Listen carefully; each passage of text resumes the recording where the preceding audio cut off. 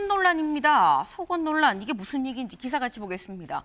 윤 체포영장 이르면 오늘 재집행, 특검, 물리력 행사 방안 검토하고 있다라는 겁니다. 지난주 금요일에 제가 오늘 특검이 직접 이 체포영장 갖고 가서 물리력을 행사할 수도 있다라고 합니다라고 말씀을 드렸었죠. 그리고 지금 구치소에 도착했대요라는 얘기도 드렸었는데, 근데 결론적으로 강제 인치에 실패했다라는 겁니다. 근데 왜 실패했느냐? 오정희 특검보 얘기 잠깐 들어보고 오시죠. 피의자는 수의도 입지 않은 채 바닥에 누운 상태에서 체포에 완강하게 거부하였고, 특검은 20-30분 간격을 두고 총 4회에 걸쳐 체포영장 집행에 따를 것을 요구하였으나 피의자는 체포에 계속 불응하였습니다. 그 과정에서 피의자에 대하여 차회에는 물리력 행사를 포함한 체포 집행을 완료할 예정임을 고지하였습니다. 혹서기에는 아침 기상 시간인 6시 20분부터 취침인 저녁 9시 전까지 반팔 티와 반바지를 착용하는 것이 서울구치소 내부 규정이라고 합니다. 장시간 규정대로 옷을 입고 있지 않으면 입을 것을 명하고 불이행 시 벌점을 부과한다고 합니다. 벌점이 쌓이면 징계 등의 불이익이 있다고 합니다. 이번 사안은 반팔 상하의를 정상적으로 입고 있다가 특검이 집행을 시도하자 그때 수의를 벗었고 특검이 나가자 바로 입었다고 합니다. 네, 지금 얘기를 들어보면 김광선 변호사님, 지금 특검 정성호 법무부 장관의 얘기는 윤석열 전 대통령이 안 끌려나가려고 옷을 벗은 거다라는 취지의 지금 설명인 거거든요. 실제로 구치소에서 안 끌려나가려고 옷을 이렇게 굳이 수의를 벗는 이런 상황들이 종종 있는 겁니까? 아니 최초일일 거예요 아마. 물론 경우에 따라서는 네. 아예 전체 속옷까지 벗는 경우도 있을 수는 있겠죠. 굉장히 특이한 수감자 같은 경우에는. 그런데 이거 아마 신체 체온 조절 그런 얘기를 하는데, 아마 제가 볼 때 일단 본인이 강제 구인 당하지 않으려고 체포영장 집행 막으려고 했던 걸로 보여요. 그래서 이 부분에 대해서 상당히 이제 논란이 많이 있죠.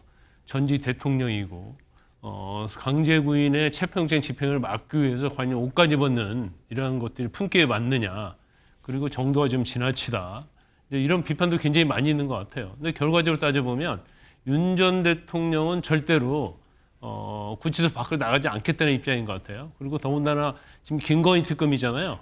김건희 여사와 관련된 거예요. 자기의 부인과 관련된 사건이거든요. 네. 거기 나가서 조사 받는 것 자체가 굉장히 부담스러울 가능성이 있다 이렇게 봐요. 그래서 일단은 윤 전 대통령의 저러한 행태는 저는 굉장히 잘못됐다고 봅니다. 그냥 저항할 수도 있고 아니면 가서 조사받되 진술거부권 행사하면 되는 거거든요. 네. 근데 저렇게까지 할 필요가 있을까 하는 생각도 들고, 한편으로는 이제 특검을 보면 제가 볼 때는 체포영장 집행인데 여러 가지 구치소 형 집행하는 법률도 있지만 어느 정도 물리력 행사는 가능하다고 봐요. 근데 저렇게 되면 하기는 어렵죠. 근데 저걸 가지고 계속 공식적으로 발표하면서 수의를 벗고 누워 있었다랄지, 과연 이렇게 하는 게 완강한 저항을 했다 정도의 그런 표현을 써서 다시 집행을 하겠다 이런 정도 발표는 모르겠는데, 또 거기서 4차례 또 강제 집행하려면서 하면서 사진을 찍었다고 하는 거잖아요. 체포영장 집행할 때 제가 볼 때는 사진 찍는 경우는 없거든요. 그럼 사진 찍었다는 것은 어떻게 보면 이제 속옷만 입고 있는 윤 전 대통령을 찍었다는 건데, 이 부분도 제가 볼 때 이제 법적으로 좀 문제가 있을 가능성이 크다. 그래서 특검은 원칙적으로 해야 돼요. 원칙적. 그러면서 자꾸 윤 전 대통령의 어떤 행동, 행태가 아무리 잘못되었다 하더라도 이걸 어떤 특검의 수사, 체포 집행하는 데 있어서 이걸 이용하면 저는 안 된다고 보거든요. 그래서 양쪽에 제가 볼 때는 근본적인 것은 윤 전 대통령이 잘못한 건 맞고, 또 여기에 대응하는 특검도 상당히 적절하지 못하다 저는 이렇게 봅니다. 네. 지금 윤석열 전 대통령 쪽에서는 이렇게 얘기를 하고 있습니다. 아까 살짝 얘기가 나왔죠. 수용실 내부에 지금 사실 통풍이 제대로 좀 되지 않아서 체온 조절하는데 장애가 발생할 정도다. 그 정도로 좀 무더운 상태다. 그래서 꼭 특검이 와서가 아니라 평소에도 간혹 수의를 벗고 있었고 구치소에서도 이걸 다 양해를 해주던 상황 아니었느냐라는 겁니다. 오히려 수의를 벗고 있는데 들어와서 강제 인치를 시도하고 사진까지 찍었다. 이거 인권 침해 아닙니까? 라고 지금 얘기를 해요. 김수민 의원님. 네. 일단 윤석열 전 대통령 쪽에서 수위를 일부러 그 자리에서 벗은 게 아니라 원래 벗고 있었다. 뭐 네. 이런 취지로 반박을 했는데 이 부분은 정성호 법무부 장관하고 진술이 정반대로 엇갈리고 있는 거기 때문에 좀 사실 확인은 필요한 것 같고요. 근데 적어도 인정을 하고 있는 것은 그때 벗고 있었다라고 하는 그 부분입니다.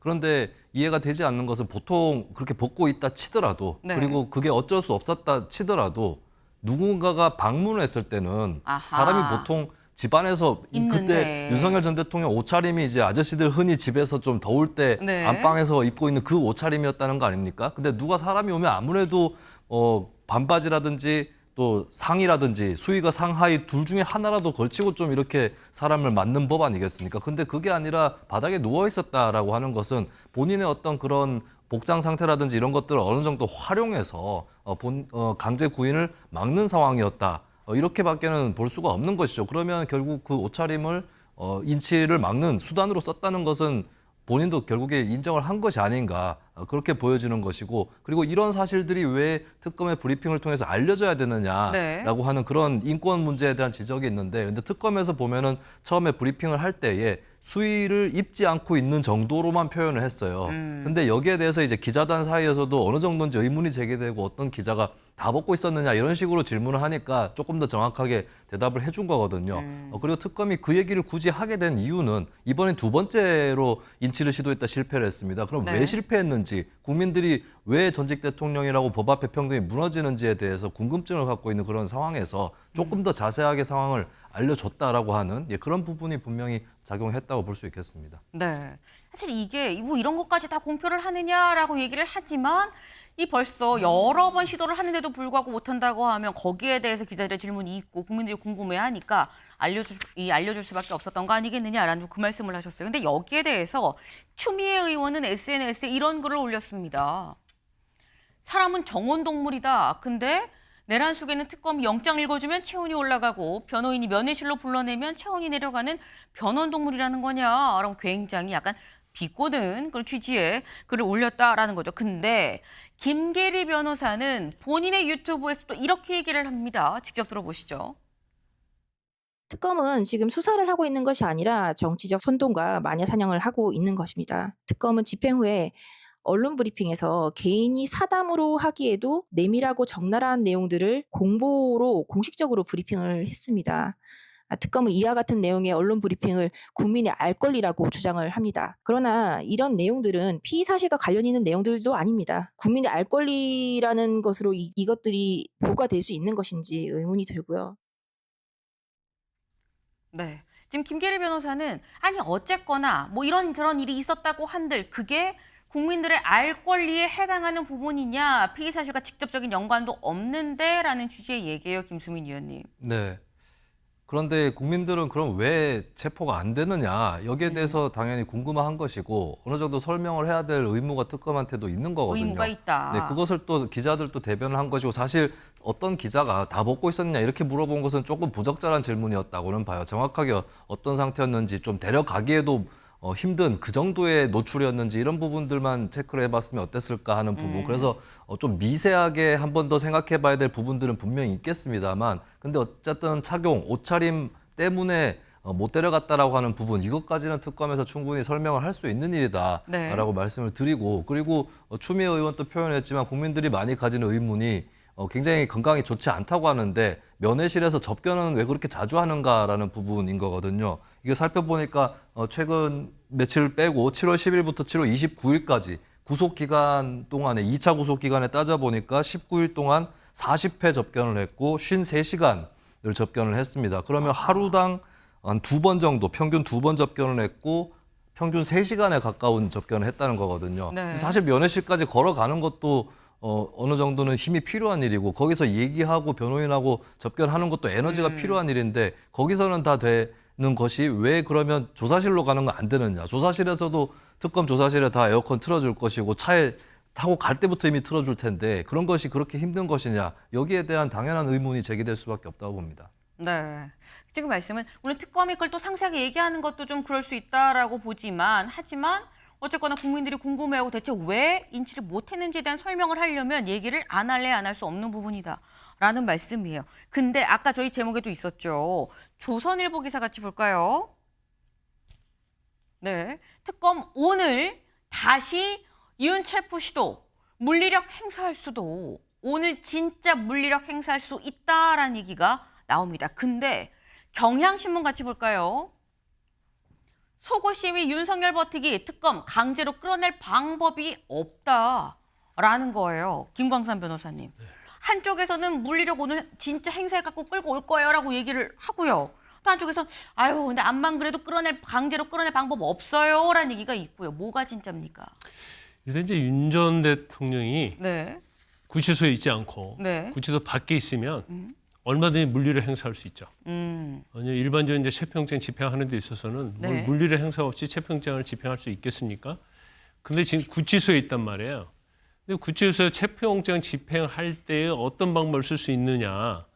그거에 대해서 명확한 게 없어요. 네. 그런데 지금 형 집행하는 법률에 보면 네. 뭐 자살할지 자해할지 아니면 뭐 교도소 물건을 한다랄지 네. 도주할지 이런 경우에 행사할 수 있다 이렇게 돼 있거든요. 강제력은.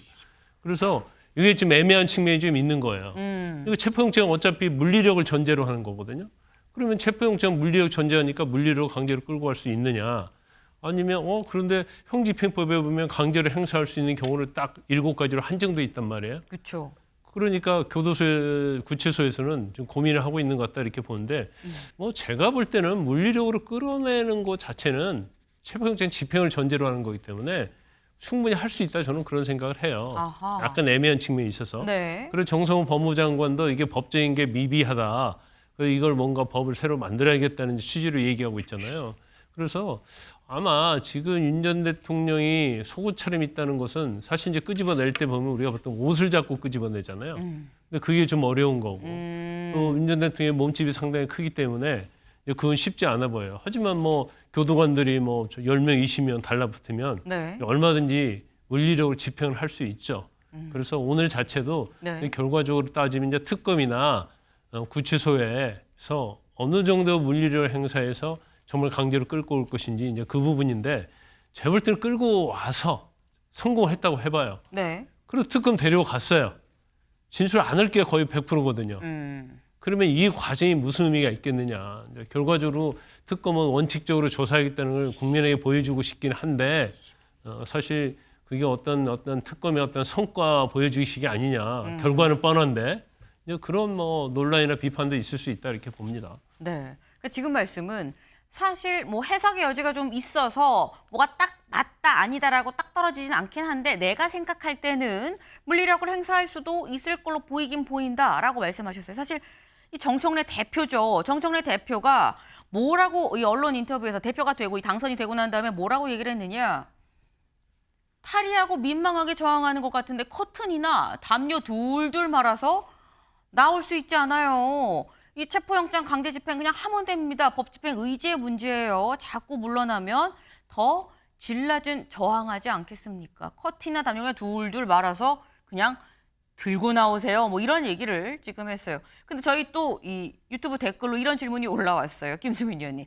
이거 특검이 망신 주려고 하는 거 아닙니까? 네. 아까 뭐 이 진술 거부권 데리고 가봤자 진술 거부권 행사할 건데 굳이 이렇게까지 하는 거 망신 주기 아니에요라는 취지이신 것 같아요. 아마 질문이. 네, 그 진술 거부를 하는 경우와 아예 조사 자체를 거부하는 경우가 완전히 그럼 거의 같은 것이냐, 실질적으로는 같은 것이냐, 저는 그렇지 않다고 봅니다. 왜냐하면 조사 거부 같은 경우는 아예 진술을 하기 전에 질문을 못 하는 것이죠. 근데 진술 거부를 한다고 해도 특검 측에서 질문을 하게 되면 그게 기록에 남습니다. 네. 그래서 특검이 무슨 질문을 했는데 윤석열 전 대통령이 대답을 안 했는지 네. 이런 것들이 기록에 남는 거거든요. 그리고 대개 진술 거부권이라는 것은 사실 행사할수록 피의자나 피고인한테 불리하게 적용하기 쉬운 거잖아요. 그럼 그런 것들이 다 재판을 하는 데 있어서 참고가 되는 것이고 또 진술 거부권을 행사한다 할지라도 계속해서 특검에서 질문을 하게 되면 네. 그 질문의 흐름이라든지 이런 것들을 통해서 사건을 파악하는 데 쟁점이 무엇인지 이런 것들이 재판부 입장에서도 이해하기가 쉬워지는 그런 측면이 있는 거거든요. 그리고 그걸 가지고 또 재판 가서 거기서 또 왜 이걸로 진술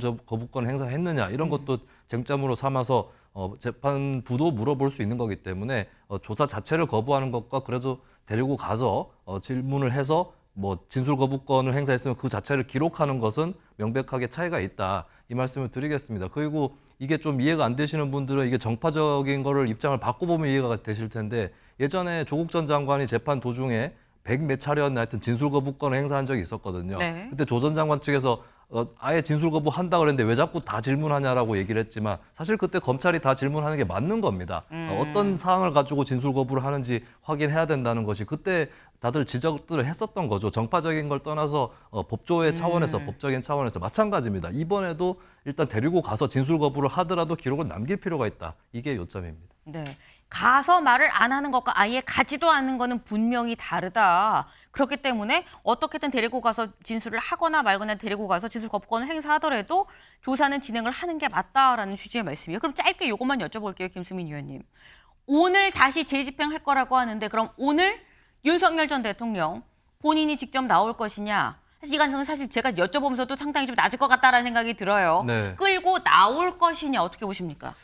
일단 그 끌고 나오는 건 법적으로 가능한 것 같습니다. 뭐 이 형의 집행과 수용자의 처우에 관한 법률에서 법률. 좀 힘들어 보인다는 게 아까 소개됐던 네. 기사 내용이긴 한데 근데 거기도 보면은 위력으로 교도관의 정당한 직무 집행을 방해하는 때에는 강제력을 행사할 수 있도록 돼 있거든요. 근데 체포영장 집행은 정당한 직무 집행이고 또 체포영장 집행 때는 검사의 지휘를 교도관이 받아서 할 수 있는 거기 때문에 네. 그래서 물리력을 동원하려고 한다면 특검에서는 할 수 있을 거다라고 보고 그렇기 때문에 만약에 오늘 시도를 한다고 했을 때 네. 근데 윤 전 대통령이 물리력 동원을 한다고 해서 순순히 응할 것 같지는 않거든요. 뭔가 좀 지난 주말 금요일에 있었던 일보다 더 극적인 사건이나 민망한 사건이 벌어지진 않을까 좀 한편으로는 걱정도 되고 그렇습니다. 사실 물리력을 사용은 할 수 있을 걸로 보이는데 그렇다고 해서 그럼 윤석열 전 대통령이 가만히 손 놓고 있을 것이냐. 그게 어떻게 보면 실제로 이 조사실까지 오느냐 못 오느냐, 끌 강제 인치를 하느냐 못 하느냐의 성패를 좌우할 거다라고 지금 그렇게 말씀을 하셨어요. 근데 사실 오늘 윤석열 전 대통령 말고 이상민 전 장관도 소환할 예정입니다. 볼까요? 경향신문 등 단전 단수를 얘기했었던 이상민 전 행안부장관 오늘 구속 후 첫 조사가 예정이 돼 있습니다. 오전 10시까지 오세요라고 특검에서 얘기를 했죠. 근데 지금 김상민 전 장관도 현재 똑같이 서울구치소에 있어요. 근데 또 여기서 이쯤 되면 어떤 생각이 드냐면 김광선 변호사님. 이상민 전 장관도 오늘 나올까? 나오라고 해서 과연 응해서 나올 것이냐라는 생각이 또 들긴 들거든요. 어떻게 보십니까? 아직까지는 뭐 나오지 않겠다 이제 그런 것이 없어요. 네. 이상민 전 장관 같은 경우에는 지금 구속돼 있잖아요. 구속돼 있으면 사실 이제 구속 기간이 10일이고 또 10일을 연장할 수 있거든요. 그러면 따로 체포영장 발부를 받을 필요가 없이 네. 그 구인에서 수사할 수 있어요. 조사받을 수 있죠. 그래서 윤 전 대통령과는 좀 틀리다 이렇게 볼 수 있습니다. 그런데 조사에 응해야죠. 왜냐하면 대통령도 저렇게 저항을 하고 옷 벗고 누워 있고 거기에 또 계엄에 또 관여했다고 하는 장관도 또 그런 식으로 간다고 한다면 이건 진짜 말도 안 되는 일이 대한민국에 일어나는 겁니다. 그래서 본인은 계속 얘기했잖아요. 오히려 계엄을 말렸다는 거 아닙니까? 근데 결과적으로 영장이 발부된 걸 보면 계엄에 관여했다는 부분이랄지 단전단수 지시했다는 것이 어느 정도의 소명이 됐다고 볼 수밖에 없는 상황이단 말이에요. 그러면 자기가 한 행위에 대한 자기가 책임을 져야겠죠. 그래서 제가 볼 때는 오늘 뭐 나와서 조사받는 게 맞고 뭐 아직까지는 제가 볼 때는 조사받을 가능성이 굉장히 높다 이렇게 봅니다. 네. 지금 약간 당위적인 표현을 좀 가지고 있으셔요. 조사를 받는 게 맞다. 나올 것 같아요, 안 나올 것 같아요 보다는 일단 나와야 한다고 그리고 아직까지 안 나온다는 얘기가 없는 걸로 봐선 그래도 나와서 조사를 받지 않겠냐라는 건데 오늘 10시까지 오라 그러면 이상민 전 장관도 대략 한번 9시쯤에 출발을 서울구치소에서 해야 될 텐데 오늘 또 김건희 특검에서 다시 윤석열 전 대통령에 대해서 체포영장을 재집행하러 또 간다고 한다면 아마 오늘 서울구치소 북적북적 하겠다라는 생각이 좀 듭니다.